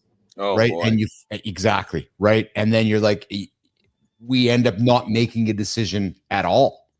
Right. Yeah, and I know as I was growing, I see Johnny and Maddie, and as we were going through the pandemic, and my colleagues and the leadership within our organization was encouraging us to do things that I knew had to happen. And we were making the tough decisions while I was watching my peers around me not making them. And it drove me nuts. Oh, yeah, because there's nothing worse than that. No, because I felt like everybody was a bunch of pussies. I'm like, come on, you guys, make the tough calls. It's so hard to be around that. It is. What? Hence, I'm not. It's like cancer, man. It absolutely is. Because you're rewarding. Because what happens, guys, is you begin rewarding mediocrity, and the moment you reward mediocrity once, it perpetuates itself in the organization, and now nobody's making decisions. And what happens is that you become an organization of mediocrity, where it's a quicksand of a business. Nothing really moves forward. Maddie. Yeah. So my thought is, as you go up in the hierarchy, the decisions get more complicated. Yes. There's more stakeholders involved and that kind of thing. So what does that mean? That means within yourself and within your organization, you have to have some core values that you are true to. And as long as you let those guide your decisions, you'll never make a wrong decision. Well, it's interesting you say that, because you must have been looking at my notes that I put together here. But, what the evidence and research and what quote unquote experts would suggest, and even myself, I will consider myself as an expert. I'm not 20 years old. I've been around the block a few times. I've led a few people. Johnny, what I've learned in my time as a leader, it was about my core values and about my non-negotiables. So as I defined my values and my non-negotiables, it made it extremely easy for me to make decisions, because I was confident in them, because they aligned up with my non-negotiables and my values, and it reduced so much decision fatigue. Brother, I mean, I love you, because if your values, it's important to you, whatever you want. Sometimes people get confused by values, right? Yes. If it's important to you that you don't make excuses, you live a no excuse lifestyle, you live a no procrastination lifestyle. If that's part of your value system and that's important to you, you are going to be a very, very different human being. So the question is, what is it that's really important to you? Do you have these very basic parts of, being a human that allows you to separate yourself? Because most people, excuse making and procrastinating is just something that they accept. And because they accept it, they are going down a very different path than the person who does not accept it. It's the most basic shit. Oh, it is the basic. It is the most basic shit. But often, as we know, some of the most basic shit is often the most difficult as well. Yeah, 100%. Just because it's simple doesn't mean it's easy. Yes. Well, and here's a good segue, because I found something here. I want to look over here, guys. I found something here about our good friend. Well, not something we don't know him, but the good friend of the business world, Warren Buffett. He says, are your business meetings all slide decks with no real decisions? Well, continuing the conversation about business leaders not making decisions, Buffett thinks that's a problem. And at 94, he's not sugarcoating it. He says to all of his leaders at Berkshire Hathaway, Johnny and Maddie, as he was at his at his final address, he says, leaders, guys, girls, leaders, cut the fluff. Know your limits. Stop chasing distractions. Strip away bureaucracy, sharpen your decision making, lead with humility. Those aren't nice to haves, that they are essential in today's world, building high resilient, high value organizations in today's chaos prone economy. Right. And he talks also about, Johnny and Maddie, about these make work meetings, overuse of PowerPoint, and truthfully, these leaders that will not make decisions because they're not prepared to make them because of all the bullshit around them, and so forth. So he's all about, let's simplify, guys, remove all the crap, and start talking about moving bureaucracy, sharpening our decision-making skills, and lead with humility. I love that. To me, when I'm the things that are going through my mind right now are what I believe are the foundation of good teams. 2 words: trust, vulnerability. As Yeah. leaders, we have to be able to be vulnerable, to share with our teams and say, I trust you to go do what we need to do. I don't know it all, right? Getting rid of that ego, and trusting and saying, you know what you need to do, go do it. I'm here, I've got your back. And if you fail, I'll pick you up. Well, Johnny, you're going to love this because I know you're a big fan of this. Emotional discipline in chaos.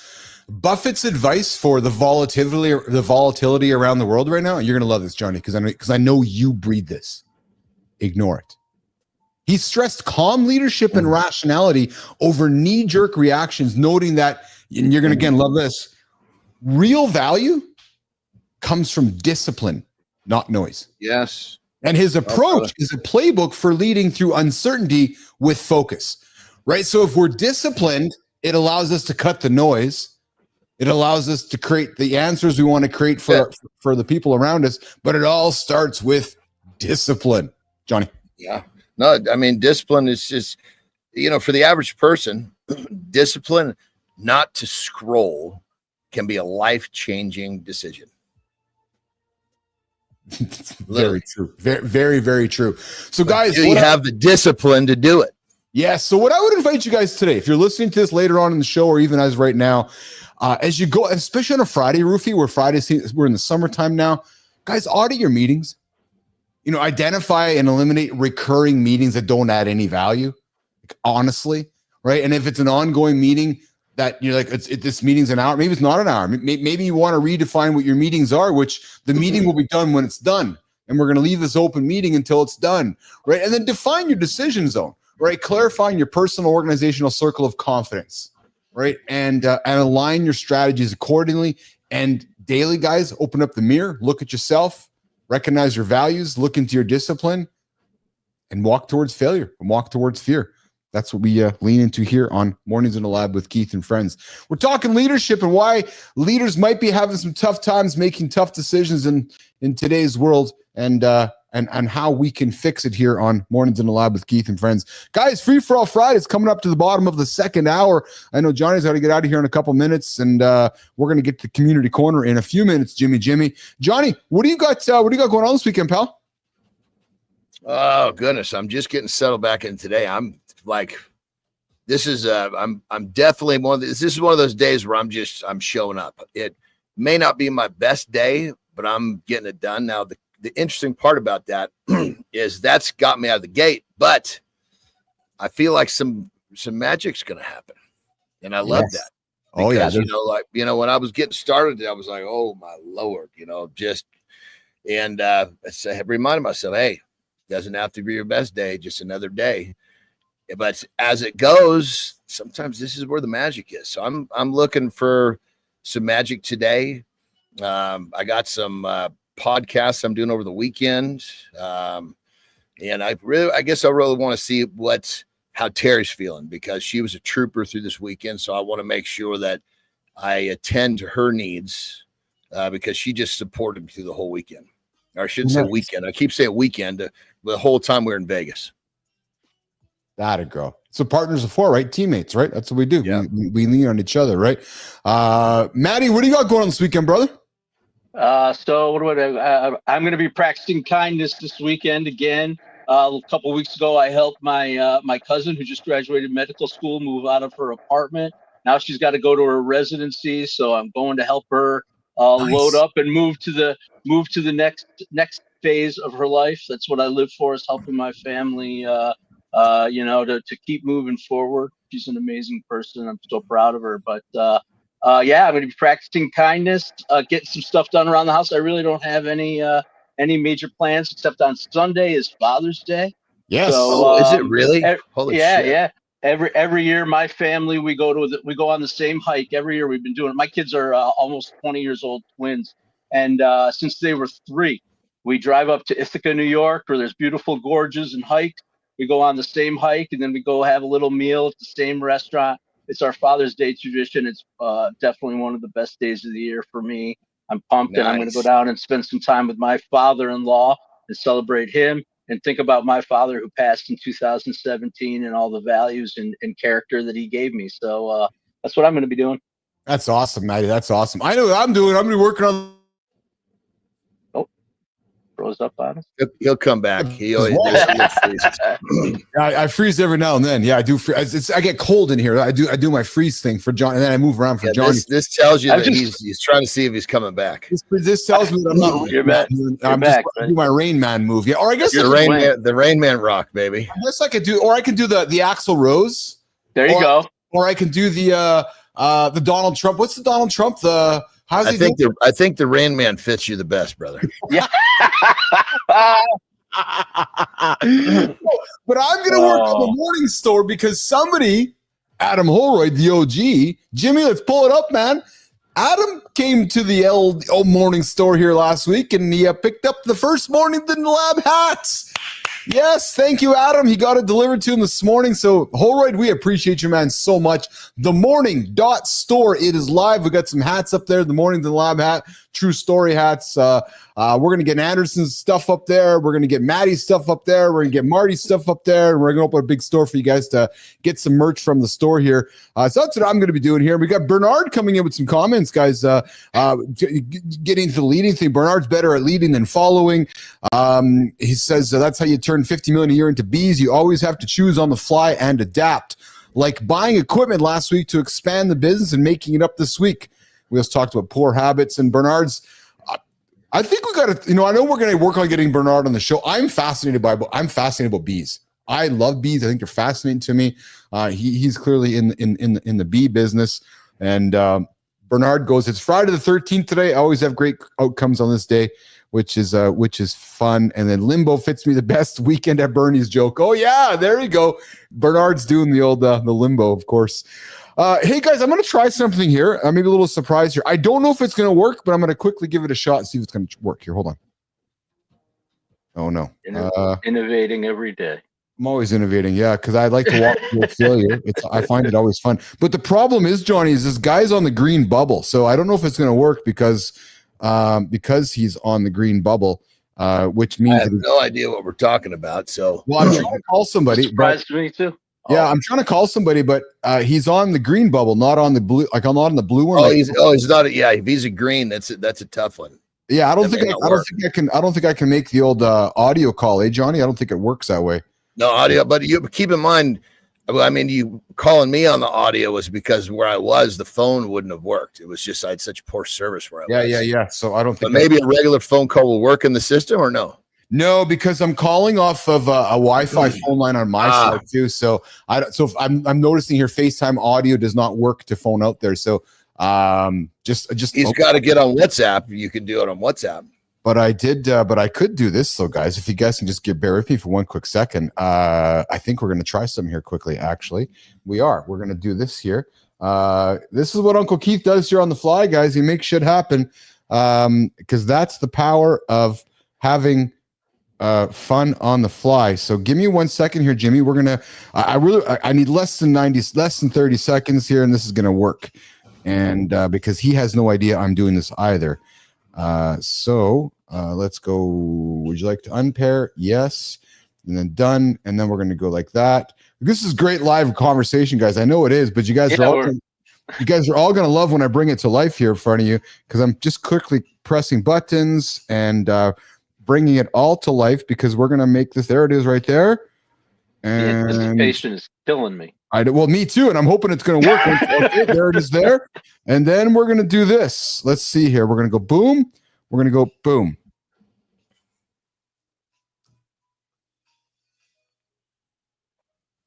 There we go. I was waiting for the boom. There's the boom. Dropped. Calling Marty, I think. No, I see Marty's picture in the green. Who's going to be on the other end of this line? Who's got a picture of Marty in the green room? So I wonder if that's who it is. No, he's not answering. He must be doing something. He knows he do. Share who he is.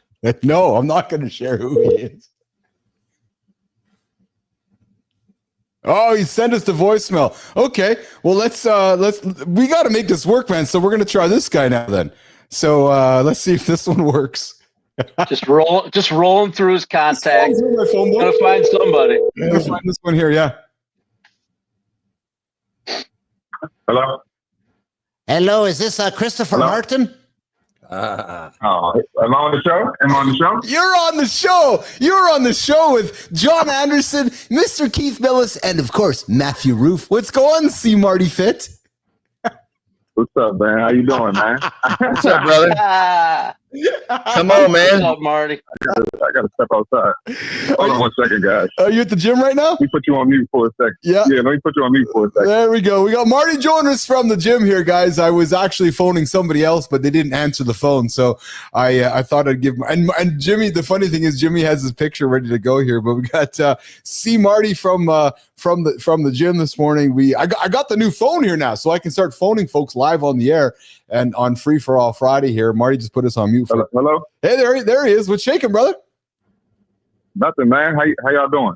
We're good. What's tell us something new today in the gym there, Marty, today. Something new. Having some air conditioning problems. So Oh, with that well, bullshit. we got to get you hooked up with Bannister then, right? He's the guy to help us fix all our air conditioning. Well, if he would have, know somebody. Out here, man. well, if Bannister would fucking answer his phone, because I tried to phone him about 3 That's who minutes, he called. That's who he tried to call first. Okay. but he wasn't answering the phone there. So we had Marty. I sensed it. Yes. So Marty, you were second on my. Sorry, brother, but you were second on my list. But I'm, as you know, just between the lines there, Marty. I'm courting somebody, Marty. You know what I'm trying to get. I'm courting somebody, Marty. I understand. You can always call me. When Keith Billis calls, I'm picking up. Or Jon Andersen. There we go. Jon Andersen before Keith Billis. Yeah, I'm picking up John before Keith. Love it, my man. Come on, man. Free for all Friday. Jon Andersen, Keith Billis, C. Marty Fit on the phone, and of course our lovely man Matthew Rouff joining us from Upper State New York. Marty, we won't keep you long, man. We just wanted to have some fun with you this morning and give you a quick call. Hey, you got a 20-second fit tip for us today and for the audience? What would you tell somebody today who wants to get after but doesn't know what's your on the spot fit tip, Marty?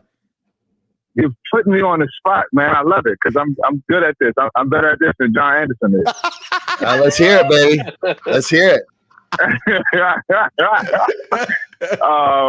I would say stop doubting yourself. It can get a little intimidating. You see guys like myself, Jon Andersen, and not Keith, in the gym. So you might feel like you can't do it. Some of the meal preps, it can get boring. The stuff you have to eat. You don't want to give up some of your favorite foods and favorite snacks, but don't ever doubt yourself. You can make it happen. And it's been millions of people in your shoes that have done it before. So there we go. There you go. There's the fit tip. See Marty Fit this morning. Lots of love. I love the seeing the smile on Johnny's face and Maddie's face to make this happen. Marty, lots of love to you, brother, from myself and Maddie and Johnny. And thanks for having some fun. This is going to work fine, pal. So now we're going to be phoning you randomly throughout the weeks and days because this is going to be just fine, brother.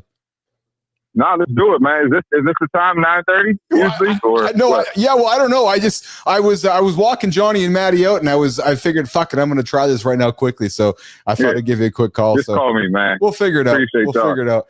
All right, have a good look, brother. Have a great weekend. All right, guys. We're going to get Marty out here. See you, pal. Take care. All right, that was fun, man. That's good. I like doing that kind of fun shit on the fun here. On the show here. So, all right. Well, guys, I'm going to walk you out. I'm going to get the community corner started.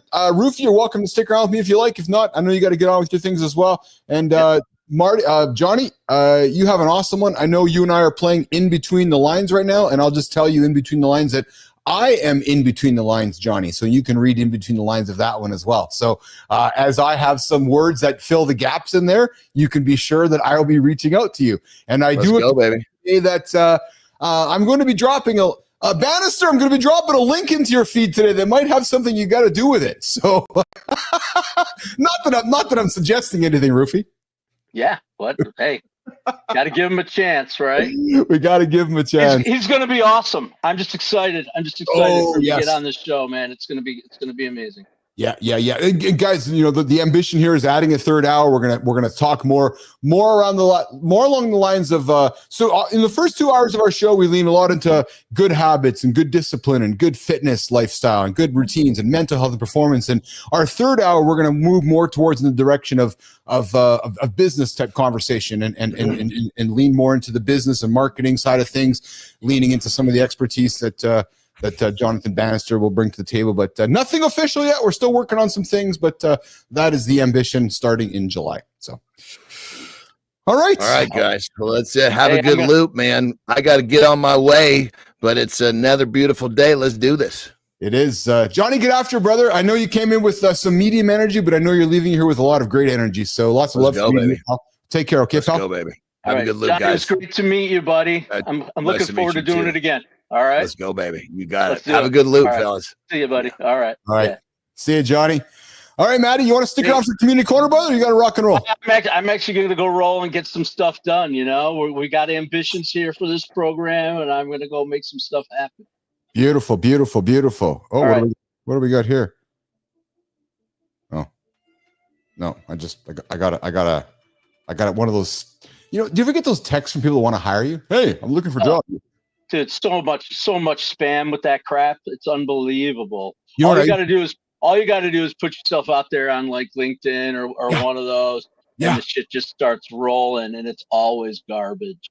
I always tell somebody to fuck off. I've done it. Absolutely. Yeah. I mean, because if you spam me for a job on text, you're just actually spamming me. Yeah. That's all you're doing. So. Roofy, that was fun. It's all about relationships, dude. I love this. I can't wait to do it again. It's awesome. I love spending all the time I possibly can with you. I always get stuff out of it, and we're gonna get after it, buddy. It's awesome. We are gonna get after it. A lot of fun. Right. Matthew Rouff joining us here in the lab, guys. As you're getting to know Matthew Rouff, he's not going anywhere. You're just getting to know him. He's my upper state brother from another mother. He's a New York Rangers fan. Don't hold it against him. And he's one tooth left. He's one tooth short of a full mouth, but don't hold that against him. The guy brings kindness to the table every single day. I invite you to connect with him on LinkedIn. If you're looking for a dose of uncommon kindness, connect with Matthew Rouff. He's got a great Substack as well. Bernard, Adam, all you guys, I invite you to connect with Brophy. Go connect with Roofy. He's going to be around. He's not going anywhere. He's a regular on the show. He'll pop in every now and then. We might just fucking phone him every now and then as well. Roofy, I love you, man. I appreciate you. We'll see you a little later. Okay, pal? I'll always answer your call, Keith. Stay uncommon and stay kind, right? Stay uncommon and stay kind. We're going to get Matthew Rouff out here. All right. You just left with me and Jimmy. See you, Maddie. You guys are left with me and Jimmy. Bernard, much love to you, brother. Much love to you. And yeah, you got a spot on the show. You do. I'm serious. There's a chair here waiting for you. Got your name on it. You two, good time. You two, Holroyd. You guys, Lady Drew, you guys all got spots here if you want. True story. Hey. 1-431 Jimmy 300-3005. The Mornings in the Lab hotline live every day. Drop a text, drop a voicemail, give us a call. Come join the show. That's how you can make that happen. Okay, so I'm gonna do a little something different here as we get into the community corner. Yeah, there it is. 431-300-3005. I'm gonna get myself prepped for the community corner, Jimmy. And to do that, there it is right there. And I'm going to get this started up here. And I'm going to try something a little different this morning because I was playing with some music last night, and I made some music before I went to bed last night, and it sounds a little bit like this, and I'm loving it. And we're going to use this to intro. We're going to use this to intro the new. Well, if it's going to work, it doesn't look like it's going to work here though, for some stupid reason. Let's just do this and do this and bring it back to life. We're going to go like that. And we're going to go like this. Nope, that's not going to work either. Okay, so here's what we're going to do, Jimmy. Oh, yeah, I forgot. I got to do this here. All right, this is making great audio while I'm trying to mess with you guys. And Jimmy's just looking and going, what the hell you do, Matt? Well, I know what I'm doing. I know exactly what I'm doing. So once we get to, yeah, it'd be nice if my phone would work while it needs to work here, guys. Let's see, while I'm doing this, I got looking at the comments here. I've been filming audience and investors in on the show, and that we will be visiting. It's awesome, man. I suspect most will subscribe as well. I love you, Bernard. My developer does music too. He has a band. I play guitar, some of the few instruments. That's awesome, man. This is great. I love when my apps decide to log me out when I need them, like right on the moment here, right? You guys know Suno? Suno.ai. Wonderful application to make music. It is, there's nothing like it. I've been playing with it a lot here lately. It's a lot of fun, AI powered tool. And it makes great tunes. It makes great tunes that sounds like this. There we go. All right. Here's the question to get your motivation rolling. What if the very thing you thought was holding you back is actually your superpower? And what if building your brand, owning your story, and embracing your quirks is the real secret to crushing your goals? Not just in business, but in life. It's time for the Community Corner, fellas, where we connect LinkedIn, Substack, on Mornings in a Lab with Keith and Friends. Let's jump into today's lineup of men's conversations, daily accountability, and real talk. It's going to help you start your day right now. Jimmy, let's get after it, brother. Number one, kicking it off on the Substack side of things, smart creators don't just use AI, they build brands with it. Ever wondered why some creators stand out in the noisy world of content, while others just blend in? Well, Window and James Presbytero break it down for us. Most people use AI to pump out content, but the real winners use it to build a personal brand that's impossible to ignore.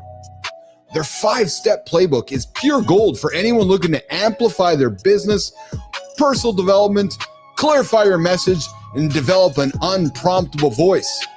Nail your bio and create a signature look. What's the big takeaway? AI isn't just a tool, it's your secret weapon for building a brand that's as unique as your morning routine. And I'll tell you guys something. If you guys are looking for some great examples of how we are using AI to build a brand, I invite you to check out what we are doing with the Keith brand on LinkedIn. There's me, who's real. True story. I show up every single day. You know I'm real. But then we got an AI generated version of Keith out there haunting all you motherfuckers on LinkedIn. It's fun. I invite you guys to check it out. All right, keeping it going here on Substack. ADHD, evolution's secret weapon. It's not a defect. What if your distraction is actually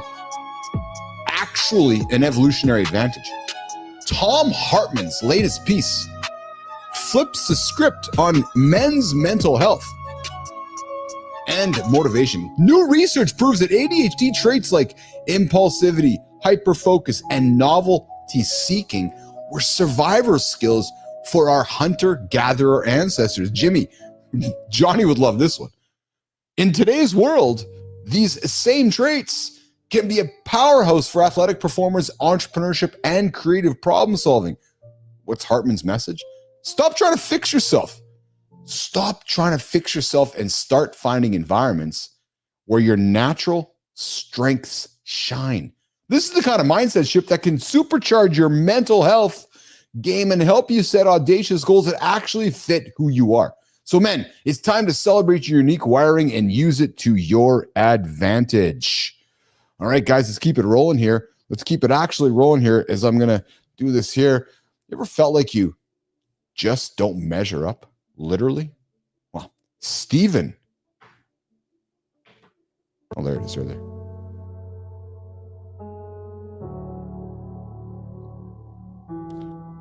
Yeah, Jimmy, I'm just pausing here because I'm having some troubles with my buttons. Oh, there we go. There we go. You guys are watching. What the hell's this? Well, it's just you're watching failure in front of you. I know. Sometimes it happens. Are you too short for success? Well, one leader's take on insecurity. You ever feel like you just don't measure up literally? Sometimes I do.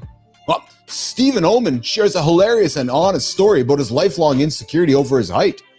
From basketball courts to B2B sales calls, the punchline? It turns out that skill and mindset matter way more than inches. Meeting a 6'5" teammate in real life Stephen realized that embracing your quirks with humor and humility is the real key to building confidence, whether you're chasing goals in business, fitness, or just showing up for your daily morning rituals. His question to the communities: what's your random insecurity and how do you flip it into your fuel for your own men's conversations and real talk? That is what Stephen Oman's asking you. All right, LinkedIn story number 2, dating apps, the ultimate performance review. Let's get real, guys. Why does dating sometimes feel like a job interview with a side of ghosting? Well, Stephanie Jane Wilderose takes a playful jab at the world of dating apps, calling out to be yourself unless you're too quirky, double standard. What was her advice? Forget the algorithms and have fun, because we're all just awkward humans looking for a connection. So this is a reminder that whether it's dating, business, or your morning routine, authenticity and a sense of humor are your best assets. So fellas, next time you're tempted to hide your quirks, remember, real talk and real connection always wins in the end. And today, it's going to wrap up our community corner, where daily morning motivation, men's health, and real talk come together to help you start your day. So I ask you, what story resonated with you the most? I invite you to drop your thoughts in the chat and let's keep the conversation going. And if you want your story featured on the show, follow us on Substack and LinkedIn and tag us in your next post. Let's build the mornings in the lab together, one morning at a time.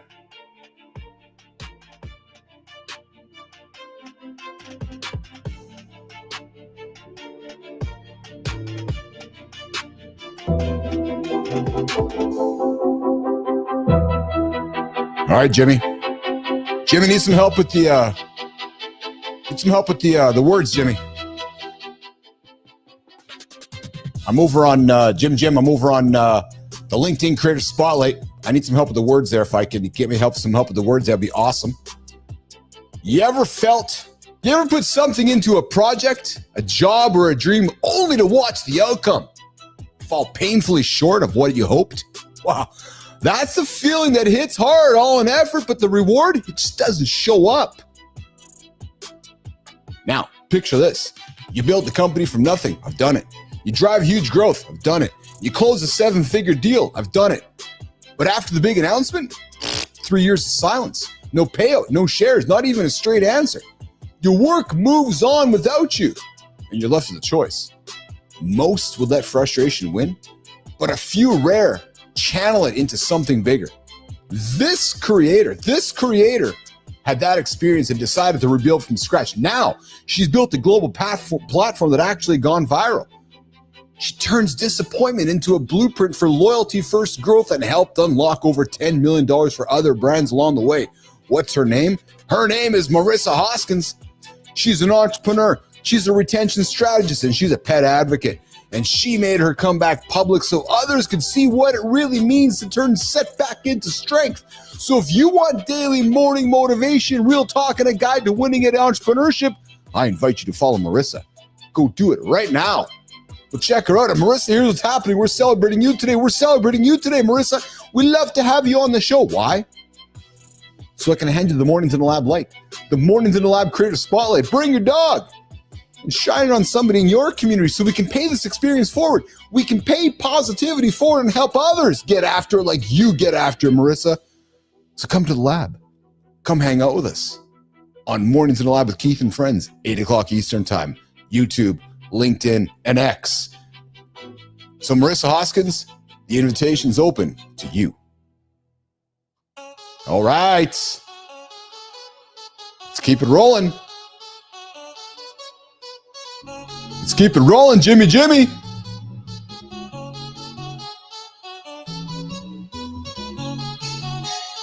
What if? What if the most honest conversations start with a laugh and a little embarrassment? True story. If you're tired of personal development that feels fake or morning motivation that never sticks, maybe what you're missing is real talk from someone who's been through the chaos and lived to write about it. Now, this guy turns every embarrassing moment, awkward family photo, and hard truth into a lesson. He coaches men on mindset, builds community with vulnerability, and proves men's health This is about more than push-ups. What? Jimmy, I thought that's the whole point of the show. We just got to do push-ups. Apparently not. This guy's a word slinger, an ex-philosopher who's worked in tech, contracts, and healthcare. He runs a Substack called Humbling the Narcissist. Oh yeah, baby, the narcissist. And yes, he's been seen in matching Turkish headbands with his dog. Mornings in the Lab, Business Athlete Nation, I'm inviting you to meet Nur Nadar, essayist, men's coach, and the man helping to navigate the mess together. If you want a daily accountability partner, a boost of real motivation, or a place for men's conversation that actually goes somewhere, I invite you to join Mornings in the Lab with Keith and Friends and follow Nur. Read his newsletter, laugh at yourself, and get serious about the habits that matter. Right here on Mornings in the Lab with Keith and Friends. And Nur, here's how it works, Nur. We'd love to have you on the show. We'd love you to bring your community to our show so we can hand you the light. The Mornings in the Lab spotlight. Jimmy, I just decided, man, we're going to put a light in the store. The Morning Dot store so we can sell the light. But hey, Nadir, we'd love to have you on the show to hand the light over to you to celebrate somebody in your orbit, in your community, as part of the next Community Corner. Right here on Mornings in the Lab with Keith and Friends, where we get after it every single day, 8 o'clock Eastern Time, LinkedIn, YouTube, and X. Woo! Free for all Fridays is wrapping up. Jimmy, it's wrapping up. I think I'm going to look what's happening in the comment section. Boom, boom. Let's see here. Bernard.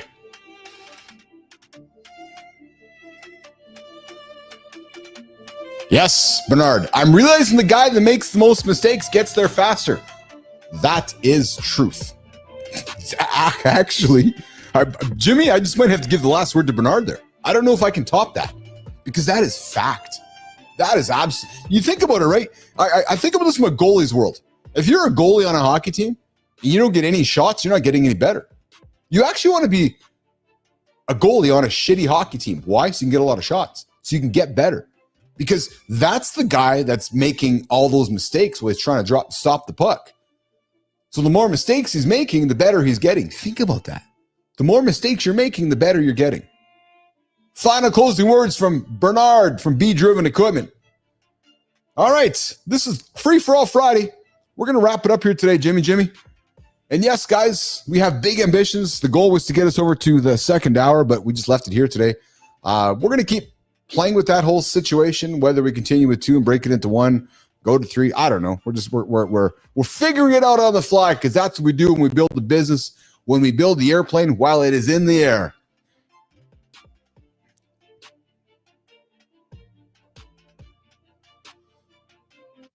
All right, there we go. So there's the morning store. I'm your host. I'm Keith Billis. You guys hear those final tunes coming up there? I can hear it in my ear. Check it out, guys. On behalf of Jimmy, producer Jimmy, he's been feeling under the weather. He's been feeling under the weather all week, but I want to invite you guys to consider something. He's been here every single day with me. Every single day. Just like Jon Andersen. Just like you guys.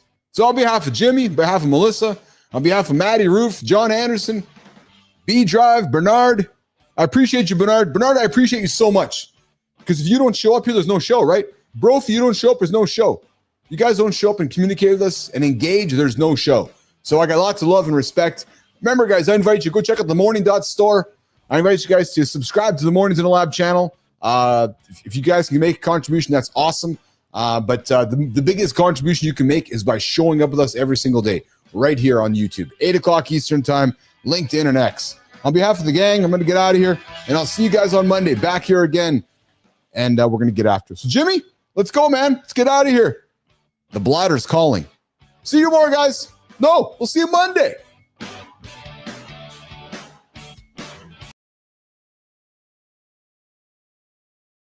Here. If you hit snooze this morning, congrats. You just lost to a button.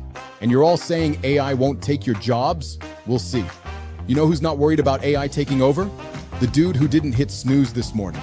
True fucking story. Oh, is this on? How do I turn it off? Keith, where are you? Shit.